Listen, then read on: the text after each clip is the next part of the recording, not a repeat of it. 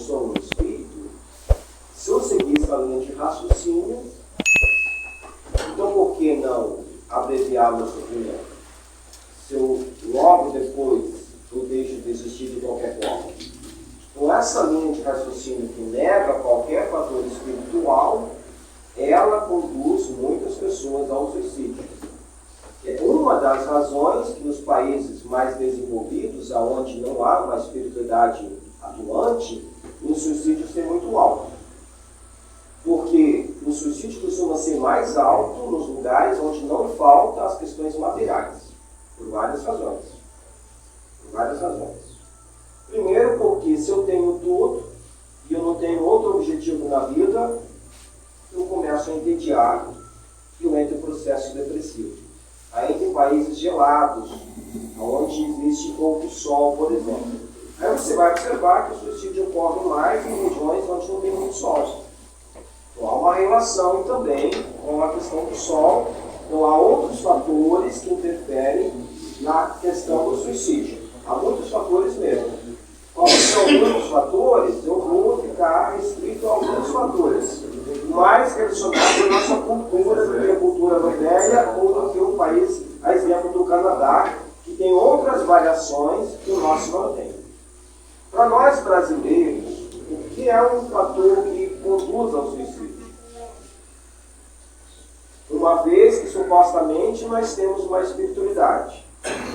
E aí vem uma pergunta, será que o povo brasileiro de fato é espiritualizado? Ou nós temos uma cultura que supostamente é espiritualizada?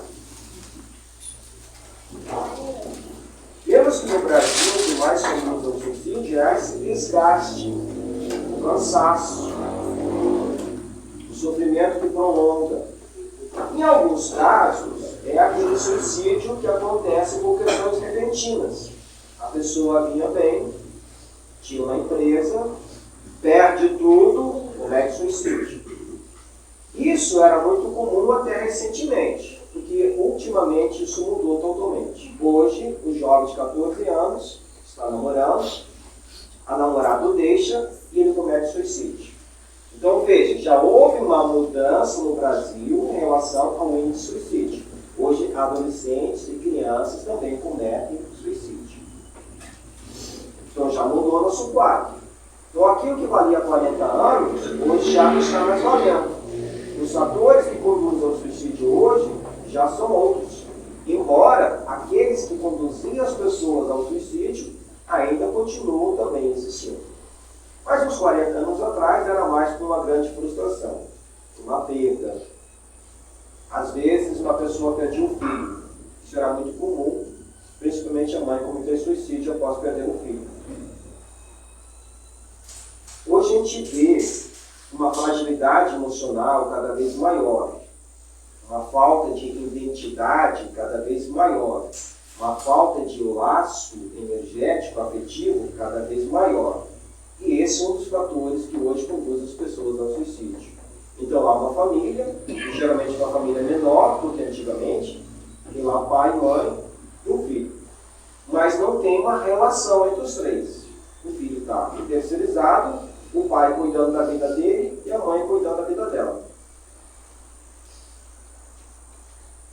Quando essa criança precisa de ajuda, ela pede para quem? Se ela não tem conexão. Quando esse pai precisa de ajuda, ele vai pedir ajuda para quem? Aí geralmente hoje a gente recorre aos profissionais. Mas se a gente seguir a linha tradicional do que está acontecendo, muitas vezes, dependendo do profissional, vai indicar medicamentos. E vai chegar um momento que o medicamento não vai fazer efeito. Aí é um suicídio por saturação. A pessoa tentou e acabou se suicidando. Porque não tinha fatores que o mantinham nutrido. Se a gente observar só o aspecto apenas biológico. Mas qual nutrição nós estamos precisando? O que nos mantém vivos de verdade? O que nos mantém ativos de verdade? São os laços que construímos com as outras pessoas. Lembra que no começo eu falei que nos países mais desenvolvidos o suicídio mais alto. Então uma mãe que de repente cansou da vida, ela se suicida, porque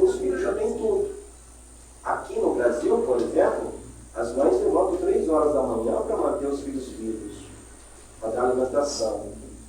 Ela tem um fator, ela tem uma motivação para continuar viva, ela precisa cuidar dos filhos. É um laço. Esse é um fator importante para a pessoa não cometer suicídio, os laços afetivos. Se eu tenho laços afetivos fortes, dificilmente cometo suicídio. Se eu não tenho laço afetivo nenhum, o que me prende aqui na matéria? O que me impede? E um outro fator muito grande que leva as pessoas ao suicídio são os processos de obsessão profunda. As obsessões. A obsessão e a loucura geralmente andam de mãos dadas. A obsessão e perturbações mentais costumam andar de mãos dadas. É um outro elemento que potencializa os processos de loucura e também de suicídio. Então, nós temos que levar em consideração que somos espíritos reencarnantes para que isso faça sentido. Então, em outras existências, eu cometi muitos desatinhos. E ao reencarnar, essas informações vêm no meu inconsciente, gravadas no meu perispírito, e elas começam a criar agitação mental por si só. Só a minha carga de culpa que eu trago vai trazer agitação mental. E aí, quando ela for potencializada, ela pode virar um caso que a gente rotula, conceitua como loucura. E aí, quando a gente estende um pouquinho mais esse olhar, esse quadro de culpa, de remorso que eu trago, que vai gerar um desequilíbrio mental, é potencializado por aqueles seres que no passado não perigo, que ainda não me perdoaram. Criando assim uma simbiose energética minha com esses seres. O que nos salva disso tudo? Entra mais uma vez o fator dos vínculos. Se eu tenho vínculos, é uma possibilidade de eu conseguir sair desse processo. Mas há casos que só os vínculos não bastam. Aí sim a gente procura ajuda. Ajuda de um psiquiatra, de um psicólogo. Não para se manter sempre dependente desses profissionais, salvo as exceções, mas como uma forma de dar mais luz, de clarear isso um pouco mais. E um outro fator muito importante é o fator espiritual. Estudar a espiritualidade para acender uma outra luz, de trazer o entendimento que a vida não cessa. Que não importa o que eu estou passando, vai passar. Porque é da vida, é da natureza, tudo se modifica. Então, agregar o conhecimento espiritual é um fator que evita o suicídio. Vários suicídios foram evitados porque existe a doutrina espírita no Brasil, por exemplo. Muitas pessoas que chegam nesta casa aqui, chegam com a forte ideia que vão cometer suicídio. Uma porcentagem enorme chegam aqui com depressão profunda, com obsessões profundas, com a ideia fixa que vai se matar. E acabam não cometendo suicídio porque chegam a essa casa ou a outros lugares que conseguem dar essa guarnição a esse amparo. Sem esse amparo, a pessoa se sente mais vulnerável, mais fraca. E aí entra um papel importante daquilo que eu acredito, da fé. Aonde que as minhas crenças estão firmadas. Se as minhas crenças estão firmadas no plano material, eu tenho maior probabilidade de cometer suicídio. Se as minhas crenças estão firmadas de uma forma racional, que eu sou um espírito na matéria e que essa vida não cessa, eu tenho mais condições, mais recursos para lidar com as minhas dificuldades, que são transitórias. Elas passam. Quanto mais eu me ajudo, mais rápido o cenário vai se mudando. Quanto mais eu insisto em manter um ciclo que está me adoecendo, mais tempo essa dor vai se estendendo. E aí entra o papel vital do livre-arbítrio, da escolha hoje. Eu não preciso conhecer o cenário que passou. Eu só preciso tomar consciência do que está acontecendo agora e modificar esse cenário. E há uma gama enorme de instrumentos para nos auxiliar. Alguém pode perguntar, mas aquelas pessoas que procuram ajuda e mesmo assim cometem suicídio?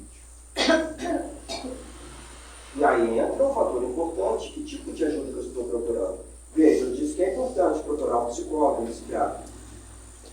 Mas eu sei que isso não impede as pessoas de cometer suicídio, porque tem muita gente se tratando como psicólogo, psiquiatra, que comete suicídio. Mas a grande maioria das pessoas que procuram uma sociedade espírita ou uma casa de umbanda, num lugar que dá um alívio energético, espiritual e traz uma clareza mental, essas pessoas não costumam cometer suicídio. E eu não estou dizendo para a pessoa evitar ou não procurar outras formas de ajuda. Eu estou falando para complementar os meios, os recursos que nós temos de nos auxiliar, para que assim mais rapidamente a gente saia dos processos de dor que vão passar com toda certeza. Mas a vida continua. Deus nos abençoe imensamente. Muito obrigado.